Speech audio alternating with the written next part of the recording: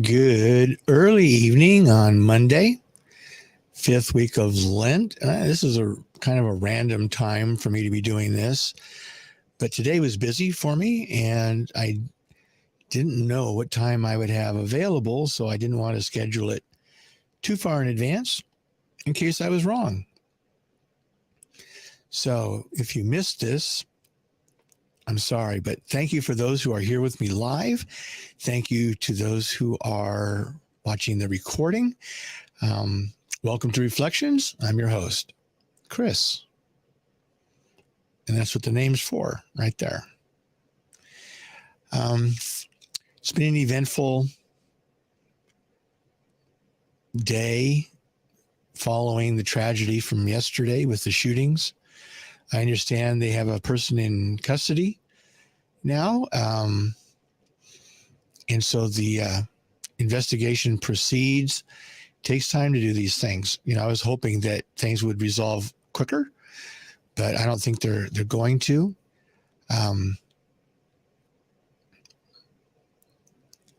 Hey, Cheryl. Welcome. Good to see you. Thanks for joining me today. Hope all is well in your world. Lots of stuff going on, so I hope everything's okay for you. So anyway, I'm still watching that. My energy's kind of low. I had a great meeting this afternoon with some friends. I'm the baby of the group, bunch of guys. There's like 5 of us. One wasn't able to attend, but we get together every couple of weeks and chat. And so that was uplifting. But my energy is still kind of low. It's kind of just sitting in it. There's a somberness. There's a bit of a haze over Sacramento, even though the weather's gorgeous. There's a haze, at least in my world. That's what I'm experiencing. And so I bring myself to these readings and see what comes up. And today's an interesting one. We're beginning to get closer and closer to Holy Week, which then leads up to the Passion of Christ. So there's a lot going on. And I think that the readings are set up in such a way that it sort of paints a picture of what Jesus was doing in Jerusalem, how the people felt about him, what might have been percolating under the surface. So we get a glimpse of that today. So let's grab a look at today's gospel reading and see what it says. See what maybe it says to me, maybe to you. Let's give it a listen. This again comes according to John. This is right on the heels of the woman caught in adultery. This is exactly what's going on here, right? Just got done with that. He's still in the temple area anyway. Jesus spoke to them again being the Jews, the religious authorities, saying, I am the light of the world. Whoever follows me will not walk in darkness, but will have the light of life. When I first read that, the bell that it rang for me was the Sermon on the Mount, when Jesus says, you are the light of the world, speaking to, the people that had gathered around him to listen. You are the light of the world. Now he's saying, I am the light of the world. So anyway, I've been sitting with that little juxtaposition. So what's happening here? At the beginning of the book of John, John, the writer of the gospel, says that Jesus is the light coming into the world that enlightens the heart of every person. So I think that's what he's talking about. It has nothing to do with the people, especially of Israel, because that's who he's talking to in the Sermon on the Mount. They are supposed to be the light of the world. And so maybe that's what he's saying here. They were supposed to be the light of the world. And since it didn't appear that they were, he came to be the light of the world, to show us the way, perhaps. So the Pharisees said to him, "You testify on your own behalf, so your testimony cannot be verified," which means it's not valid, right? Jesus answered and said to them, "Even if I do testify on my own behalf, my testimony can be verified because I know where I came from and where I am going. But you do not know where I come from or where I'm going. You judge by appearances, but I do not judge anyone. And even if I should judge, my judgment is valid because I am not alone. But it is I and the Father who sent me. Even in your law, it is written that the testimony of two men can be verified. I testify on my behalf, and so does the Father who sent me." Now, I'll just pause there. Now, if I was listening to that, I'd say, first of all, we don't know who your Father is, which is what they say. So how can we even begin to validate what your Father testifies to? And you're saying that your testimony is true because your Father verifies it. And so it's like, this is an argument that cannot stand up in court. I would be confused, honestly. If it was me, I would be confused. So I don't, I've got some sympathy for the Pharisees here. Like, this makes no sense. So they said to him, "Where is your Father?" Honest question. Where is he? Jesus answered, "You know neither me nor my Father. If you knew me, you would know my Father also." He spoke these words while teaching in the treasury in the temple area, but no one arrested him because his hour had not yet come. So there's another thought here. Perhaps they were asking him where his Father is to trip him up and say that my Father is God, which would be heresy, blasphemy, and they could kill him for that, because that's blasphemy. That's a stonable offense by the law. Maybe that's why they said, "Where is your Father?" See what he was going to say. Interesting. I don't know. So my question that I posed at the beginning of all this was, how do we know someone? Honestly, how do we know someone?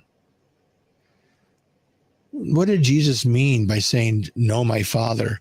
The concept of Father in Judaism was not a common one. God was the Lord. He was the creator. He was the judge, the justifier. He was a lot of things, but he was very rarely referred to as Father. So this is a new concept that Jesus is bringing to the world. How do you know someone? How do you know someone? It's a good question. I don't know that we ever really do know someone. But I think that when it comes to God, for me, normally what I've been taught is when we think of God, we're actually addressing the Father. And Jesus was trying to tell us that you will know the Father if you know me. And the only way to know Jesus is to spend time with him, which is only possible. I mean, you can say, well, mystically in prayer, we can spend time with Jesus, or, but the only tangible way to spend time with Jesus is by reading the accounts of his life. That's all we really have in a tangible form. Saint Jerome is one of my favorite quotes, and I use this all the time. Ignorance of Scripture is ignorance of Christ. We may have a lot of opinions about who Jesus was based on what we've heard, what we've read, other people's thoughts about him. But I think it's important that we read it on our own. And I know a lot of people have questions about the Bible because what we're going to read it in a language that's different from the one that it was written in. And the Greek is different from the language that Jesus spoke, which was Aramaic, which is a very different from language than Greek. Aramaic is very poetic. Uses lots of images. It paints pictures. It's not as succinct as Greek can be. And so there's the thought that there's a lot lost. And maybe that's true, but it's what we have. You know, if a person wants to spend the time to learn what's called Koine Greek, which was the Greek of the New Testament, and read it in as close to the original as we can get, that's great. But if not, then we have to rely on translations. And so what I always would suggest is read more than one translation.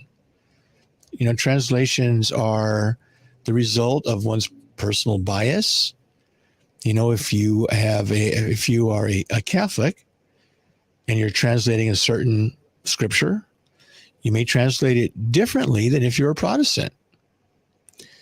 You know, I have a translation that was created by Jewish scholars. And there's just a lot of translations. And so it's worthwhile doing, just getting a different take on what might have been said at the time. Read the footnotes and do the best you can. Ultimately, you know, we have to deal with what we have. So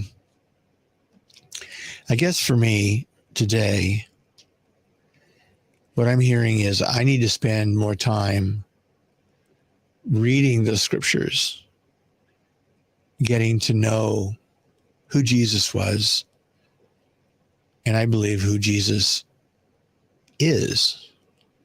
Because, of course, Easter for me is the resurrection, and I believe in it. And so I follow that. So anyway, you know, there's just a lot of good stuff in here. Don't judge by appearances. I hope you can spend a lot of time on that. How often do we do that, right? But I like to keep things brief. So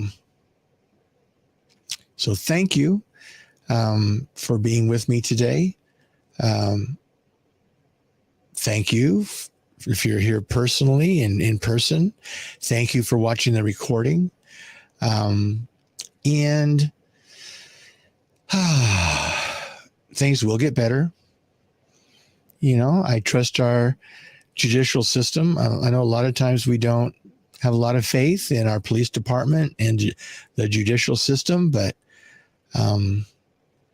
what else do we have? So I have faith in that. And I have faith in the people that they'll do the right things when it comes to helping justice be served. So until we meet again, which is God willing tomorrow, be safe, be as happy as you can be healthy, and God bless.